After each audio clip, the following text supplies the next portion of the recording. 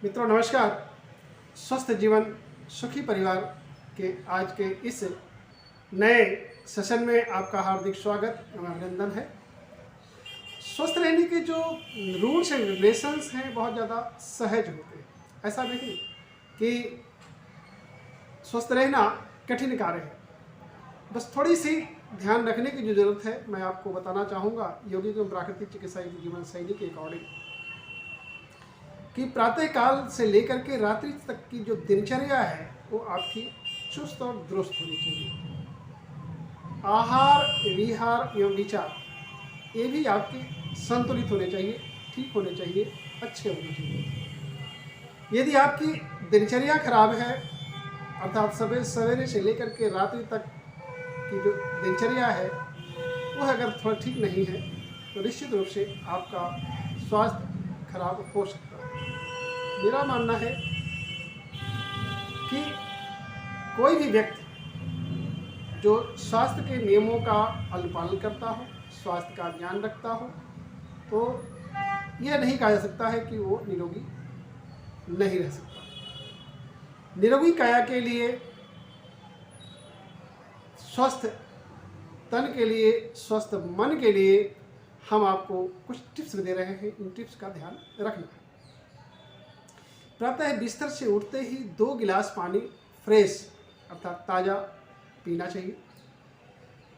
यदि बहुत ज़्यादा कड़ाके की सर्दी पड़ रही है तो गुनगुने पानी का प्रयोग किया जा सकता है। नेक्स्ट, इसके पश्चात जब आप अपनी दिनचर्या में करें, माना कि 2 गिलास आपने पानी पी लिया, 2 गिलास पानी पीने के पश्चात आप अगर 10 मिनट 5 मिनट कोई भी वर्क करें, जैसे या तो झाड़ू लगाने का कार्य हुआ या थोड़ा वॉकिंग कर लीजिए, ताकि वो इंटेस्टाइन को धोता हुआ मलाशय तक वो पानी चला जाए। तो देखेंगे कि जो टॉक्सिन से एलिमेंट्स अर्थात विजातीय द्रव्य कलेक्शन है, या दिन भर रात भर आप सोए हैं, जो पाचन संस्थान अपना कार्य कर चुका है, उत्सर्जन संस्थान का रोल आ गया है, तो ऐसे में ये बहुत अच्छी तरह से होने लगता है। अर्थात कह सकते हैं कि जिसका पेट साफ होता है, हमारे राजू श्रीवास्तव हुए हैं, उन्हें कहा पेट सफा रोग दबा। तो मित्रों बताते हैं उनकी बात बिल्कुल सही है कि पेट साफ होना बहुत ज़रूरी है। अगर पेट साफ नहीं होता है तो दिन भर हम बेचैन रहते हैं, परेशान रहते हैं और मन कार्यों में नहीं लगता। तो 2 गिलास या 2.5 गिलास या 3 गिलास जैसी आपकी कैपेसिटी है उसके मुताबिक पानी आपको पीना चाहिए। बच्चा है 12 साल के आसपास है या 12 साल से कम का है तो उसे 1 गिलास पानी जरूर पीना चाहिए। 13-14 से लेकर के ऊपर तक के एज फैक्टर के लोग 2 से 3 गिलास पानी पी सकते हैं। तो इस पानी पीने मात्र में ये इतनी बड़ी क्षमताएं हैं कि ये आपके जो उत्सर्जन संस्थान है उसको, उस ट्रैक को क्लीन करने में मदद करता है। नेक्स्ट है कि जब आपको जैसे ही शौच की हाजत लगे तुरंत आप शौच के लिए जाएं, शौच को रोकना भी नहीं चाहिए। तत्पश्चात आइए और 1-1.5 गिलास पानी लीजिए, उसमें 2 चम्मच शहद डालिए, आधा नींबू रस डाल दीजिए, मिक्स कीजिए और उसे पी जाइए। यदि माना जाता है कि आपको शुगर की शिकायत है तो ऐसे में ज़रूरी नहीं है कि आप हनी डालें। नेक्स्ट है ब्रेकफास्ट। ब्रेकफास्ट में आपको अगर आते हैं तो ब्रेकफास्ट आपका कैसा होना चाहिए, जिसमें स्प्राउट जुड़ा हुआ हो, फ्रूट्स हो, साथ में फ्रूट्स और स्प्राउट्स के साथ साथ आप कुछ भी ले सकते हैं। चाहे तो आप पोहा ले सकते हैं, दलिया ले सकते हैं या चपाती तथा हरी सब्जियां भी ले सकते हैं। लेकिन मेरे समझ से स्प्राउट्स और फल अगर केवल अपने ब्रेकफास्ट में लिया जाए तो सर्वोत्तम आपका ब्रेकफास्ट होगा। इसमें खजूर भी हो सकता है। स्प्राउट मीन्स अंकुरित अनाज। अंकुरित अनाज से अभिप्राय ये है अंकुरित मूंग, अंकुरित चना, अंकुरित मूंगफली दाना हमें लेना चाहिए। और अंकुरित मेथी दाना भी अगर ले लें तो बहुत उत्तम होगा, क्योंकि अंकुरित मेथी जो होता है वो आपके यूरिक एसिड को भी कम करता है, आर्थराइटिस के मरीजों के लिए उपयोगी है। नेक्स्ट है आपका जो नाश्ता है और फ्रेश होने के बीच का जो एक पीरियड बनता है वो होता है फिजिकल एक्टिविटीज़ के लिए या एक्सरसाइज के लिए। फ्रेश होने के पश्चात कम से कम 1 घंटे तक अपने बॉडी को, सिस्टम को और बॉडी के एक एक ऑर्गन्स को मोमेंटिव बनाए रखने के लिए, उनको सक्रिय बनाए रखने के लिए योगिक प्रैक्टिस करना चाहिए। योगिक प्रैक्टिस में क्या क्या हो सकता है? पहली बात तो ये कि मॉर्निंग वॉक कर सकते हैं। दूसरी बात यह है कि मॉर्निंग वॉक के साथ जॉगिंग कर सकते हैं, सूर्य नमस्कार का अभ्यास कर सकते हैं, सूक्ष्म व्यायाम कर सकते हैं, मेरुदंड के घुमावदार व्यायाम कर सकते हैं, स्टैंडिंग पोज के आसन कर सकते हैं और स्टैंडिंग, सिटिंग, स्पाइन पोज और एब्डोमेन पोज, इन सब के योगिक प्रैक्टिसेस आप किसी योग विशेषज्ञ या योग चिकित्सक के निर्देशन में प्रशिक्षण उपरांत अपने घर पे भी कर सकते हैं। मुझे लगता है कि अगर 10 दिन से लेकर के 1 महीने तक का योगाभ्यास कहीं किसी अच्छे योग विशेषज्ञ के निर्देशन में सीख लिया जाए तो घर में रह करके भी आप योगाभ्यास कर सकते हैं, जिसका कोई साइड इफेक्ट नहीं होगा। होता क्या है कि लोग उल्टे सीधे योगिक प्रैक्टिस किया करते हैं, ये भी नुकसानदेह होते हैं। तो योगासन, व्यायाम, प्राणायाम और ध्यान, मुद्रा तथा बंद, इन सब चीज़ों का, इन सब सारे क्रमवार अगर अभ्यास आप करते हो तो निश्चित रूप से आपके स्वास्थ्य के उत्तम बनाने में बड़ा उपयोगी होगा। नेक्स्ट पॉइंट है कि आपका दोपहर का जो भोजन होना चाहिए, दोपहर से बाद का भोजन 12 से 1 के मध्य अगर कर लिया जाए तो उत्तम होता है। और दोपहर के खाने में होना क्या चाहिए? मोटे आटे की चोकर समेत चपाती, हरी सब्जियां, सलाद, दही, दालें। दालों में जो भी आपको मूंग की छिलके वाली दाल, मसूर की दाल, अरहर की दाल या एनी हाउ जो भी दालें आपको आपके आवश्यकता अनुसार, आपकी व्यवस्था के अकॉर्डिंग मिल सकता हो, वो आप ले सकते हैं। हाँ, ये ज़रूर है कि अरहर की दाल को कोशिश करिए कि जो आर्थराइटिस के मरीज को हो वो कम से कम ले। अच्छा हो कि मूंग की छिलके वाली दाल, मसूर की छिलके दाल, ये सेवन ज़्यादा करना चाहिए अपेक्षाकृत अरहर के। साथ ही साथ दोपहर का खाना जो आपका होना चाहिए, एक संतुलित डाइट निश्चित रूप से होना चाहिए, जिसमें प्रोटीन, कार्बोहाइड्रेट, विटामिन्स, मिनरल्स, सारी चीज़ें मिल। नेक्स्ट पॉइंट है कि खाना खाते समय पानी का प्रयोग कम से कम करना चाहिए। अच्छा हो कि पानी का प्रयोग ना करें। खाना खाने के 1.5 से 2 घंटे बाद पानी का प्रयोग करें, पानी पिए। क्योंकि जब आप भोजन को चबाते हैं तो एक मतलब मिक्सिंग जो सलाइवा जाती है आपके, वो पाचन संस्थान के लिए बहुत उपयोगी होती है। अतः मेरा ये मानना है कि खाना खाते समय आप पानी लेकर बैठिए आधा गिलास, लेकिन आधा गिलास पानी को भी आपको पूरे पीरियड में नहीं पीना है। हो सकता है कि कभी पानी खाते समय और अटक गया तो ऐसे में आपको 1-2 घूंट पानी पी लेना चाहिए। 3-4 बजे के आसपास, 4 बजे के करीब लैया चना ले सकते हैं, हर्बल टी ले सकते हैं और फलों का सेवन कर सकते हैं, जूस ले सकते हैं, डाब का पानी ले सकते हैं या जिसे नारियल का पानी कहते हैं, ये भी ले सकते हैं। रात्रि खाना बहुत सुपाच्य हो, हल्का हो। मेरे समझ से दलिया हो सकता है, गेहूं का मल्टीग्रेन दलिया हो सकता है, वेजिटेबल मिक्स दलिया हो सकता है या रोटी और सब्जी हो सकता है।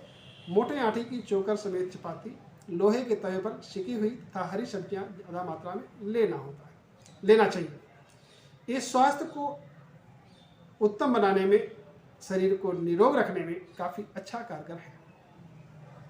मेरा ये मानना है कि कोई भी व्यक्ति जो संतुलित जीवन जीता हो, सम्यक जीवन जीता हो, उसे रोगों से लड़ने की क्षमता ज़्यादा विकसित होती है, उसकी इम्यूनिटी पावर भी काफ़ी अच्छा विकसित होती है।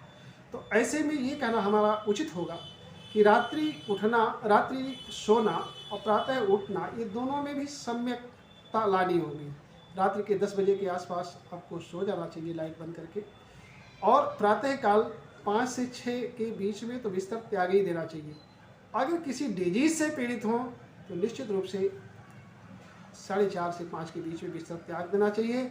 मॉर्निंग वॉक, योगिक प्रैक्टिसेस, प्राणायाम, मेडिटेशन का भी अभ्यास करना उपयोगी और लाभप्रद है। नेक्स्ट पॉइंट ये आता है कि रात्रि में दूध लेना चाहिए क्या।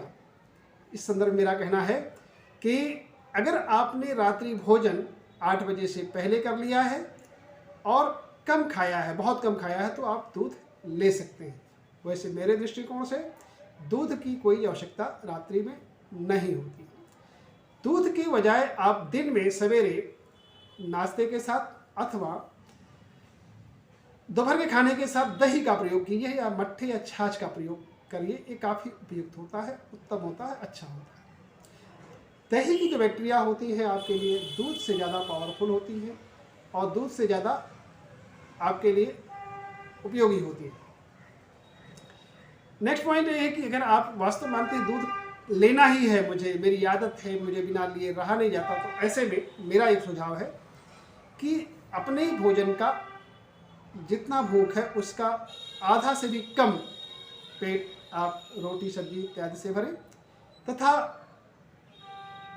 जो दूध लेना है तो 1 गिलास दूध लीजिए और वो भी खाना खाने के 45 मिनट या 1 घंटे बाद में। इसमें जब दूध लीजिए तो मुंह में डालिए और ऐसे कीजिए और इसको लगभग 10 से 11 बार शेक करने के पश्चात फिर अंदर घोट जाइए। तो आपकी जो दूध ले रहे हैं उस दूध की जो कैपेसिटी है, क्षमता है, उसका पावर है, वो उसे 1 गिलास 5 गिलास दूध के बराबर वो पोटेंटाइज हो जाता है। जैसा कि आप जानते हैं कि होम्योपैथी मेडिसिन में पोटेंटाइज करने का जो प्रोसीजर ही है शेक करना, ज़्यादा जितनी बार शेक करेंगे उतना पोटेंसी उसकी इंक्रीज होती है। ऐसे ही जब आप दूध का प्रयोग करते हैं दूध पीने के लिए, तो एक तो पाचक एंजाइम्स अंदर जाता है, दूसरी बात ये वो सुपाच्य हो जाता है। कई बार जब हम शेक करते हैं तो उसमें हमारी जो सलाइवा है, हमारी जो पाचक एंजाइम्स है माउथ में ही तैयार हो जाती है और वो सुपाच्य बन जाते हैं। तो साथियों, ये आपको जो मैं बता रहा हूँ वो निश्चित रूप से एक स्वस्थ जीवन जीने के लिए, निरोगी काया के लिए बहुत ही उत्तम है, उपयोगी है। रात्रि में सोने के लिए अगर बालासन का अभ्यास आप करें, बालासन से अभिप्राय ये है कि जैसा कि हमने कई अपने वीडियोज में बताए हैं और दिखाया भी है कि पेट के बल लेट करके अगर आप लेटते हैं तो पेट के बल लेट करके राइट लेग को हल्का मोड़ लीजिए, लेफ्ट लेग को चेहरे के सामने करिए, तो ऐसे में राइट लेग को मोड़ा, राइट हैंड को चेहरे के सामने रखा, लेफ्ट पैर सीधा और लेफ्ट हैंड भी नीचे सीधा, और ऐसे में बाईं आपकी कनपट जो है ज़मीन से टच हो या बिस्तर से टच हो। ये जो बालासन योगी प्रैक्टिस है ये वास्तव में बताएं आप सबके लिए बड़ा उपयोगी है, क्योंकि जब ऐसे स्थिति में हम लेटते हैं तो फेफड़े की जो ऑक्सीजन लेवल है वो अच्छा बढ़ता है, क्योंकि फेफड़ा वो फुल्ली फ्री रहता है। क्योंकि पेट के बल, जब आपने देखा होगा कोरोना काल में हमारे चिकित्सकों ने भी ये इस बात के लिए विशेष रूप से आपको अनुरोध किया था कि यदि पेट के बल लेटा जाए तो पेट के बल लेट करके आप अपने ऑक्सीजन लेवल को बढ़ा सकते हैं। तो इसका मतलब ये सामने आपको यहाँ बताना मैं चाहूँगा कि पेट के बल लेट करके बालासन, जिसे बालासन का नाम दिया जाता है, बच्चे जो होते हैं जन्म के 6 महीने से लेकर के 12 साल तक की उम्र में अधिकतर इसी पोस्चर में लेटते हैं, अर्थात बालासन के पोस्चर में लेटते हैं। तो बालासन के पोस्चर में बड़े भी लेट सकते हैं, बूढ़े भी लेट सकते हैं, बच्चे तो लेटते ही लेटते हैं, इसमें कहने की कोई बात नहीं। तो साथियों, आज मैं जो आपको बताया हमने विचार कैसा होना चाहिए। रात में सोने से पहले थोड़ा सा एक बात पर और चर्चा करेंगे कि अगर प्रेयर कर लिया करें, प्रेयर में जो भी आपकी संप्रदाय है, जो भी आपका धर्म है, चाहे वो हिंदू, मुस्लिम, सिख, ईसाई इत्यादि जो भी हो, उसके मुताबिक आप अपने परिवार के साथ बैठ करके, माना कि 10 बजे सोना है तो 9:45 बजे आप सामूहिक प्रार्थना करें और प्रार्थना करने के बाद अपने अपने बेड पर सोने के लिए चले जाएं। देखेंगे उस जिस दिन से ये आप शुरू करेंगे उस दिन देखेंगे कि नींद बड़ी अच्छी आएगी, बहुत प्यारी नींद आएगी और बहुत ज़्यादा आप स्ट्रेस से मुक्त रहेंगे और प्रातःकाल जल्दी आप उठ जाएंगे। और ये बता दें आपको कि इन सब जो छोटी छोटी चीज़ों को, छोटे छोटे बातों को, स्वास्थ्य संबंधी नियमों का अनुपालन अगर हम लोग करते हैं तो निश्चित रूप से अपने शरीर को स्वस्थ रख सकते हैं, अपने मेडिकल बजट को जीरो कर सकते हैं। मेडिकल बजट जिसके खुद का जीरो हो जाएगा, जिस समय हो जाएगा, समझिए वो बड़ा सौभाग्यशाली होगा। साथियों, मेडिकल बजट अगर परिवार का जीरो हो जाए तो ये समझिए आप परम सौभाग्यशाली हैं, क्योंकि सबसे अधिक जो हमें दुखी और पीड़ित करता है वो हमारा मेडिकल बजट करता है। क्योंकि जब हम आप अस्वस्थ होते हैं तो निश्चित रूप से हमें मेडिकल का सहारा लेना पड़ता है। मेडिकल का सहारा लेने का मतलब ये है कि मेडिकल में हमारा जो बजट आता है वो भी, उसका कोई अनुमान नहीं लगाया जा सकता है। इसलिए हमारे परिवार का जो काफ़ी अप एंड डाउन हो जाता है, और ऐसे में हम अपने परिवार को जो आगे बढ़ाने की ज़रूरत पड़ती है, उस बजट को लगा करके हम ग्रोइंग कर सकते हैं, अपने आप को विकसित कर सकते हैं, समृद्धशाली बना सकते हैं। वो हो सकता है ये जब आपका मेडिकल बजट कम से कम होगा या जीरो हो। इन्हीं शब्दों के साथ धन्यवाद, नमस्कार।